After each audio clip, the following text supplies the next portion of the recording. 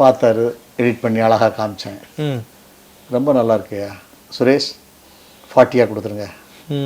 40 அப்புறம் 40 படத்தை ஃபினிஷ் பண்ணிட்டேன். ஃபினிஷ் பண்ணி தேவி ஸ்ரீதேவின்னு ஒரு தேட்டர் இருக்குது, அந்த தேட்டரில் படம் காமிச்சேன். இளையராஜா மியூசிக், சாங்ஸ் எல்லாம் ஃபுல் படம் நல்லா வந்துருச்சு. படம் பார்த்தாரு, பார்த்துட்டு பாரதி படம் நல்லா இருக்குது, இது சூப்பர் குட் பேனரில் வந்த தப்பு இல்லைன்னு நினைக்கிறேன், மாற்றிக்கலாமா? சார் உங்கள் படம் சார், நீங்கள் பார்த்து போட்ட பிக்சர் சார், என்ன வேணாலும் பண்ணலாம் சார். நைட்டோட நைட்டாக பேனரை மாற்றி சூப்பர் குட்டுக்கு மாற்றணும். அந்த படம் பெரிய ஹிட் ஆச்சு. எனக்கு அப்போவே நல்ல ஒரு பெரிய சம்பளம் கொடுத்தாரு, ஒரு 10 lakhs இருக்கும் கொடுத்தாரு. அதான் என் வாழ்க்கையில் என்ன சொன்னேன்னா, அப்பா அம்மா இவங்களுக்கு பதிலாக இருக்குது, பெற்றதுனால நம்ம நன்றி கடனாக இருக்கிறோம்.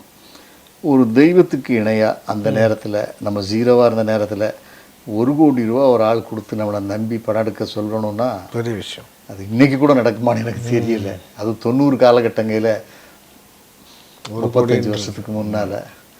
அது இன்னும் என் வாழ்க்கையில் ஒரு மறக்க முடியாத ஒரு மனிதராக தான் அவர் இருந்தார். வாழ்க்கையில் அவரை நான் போய் அதிகமாக பார்க்கலன்னா கூட இதுதான் நடந்துச்சு.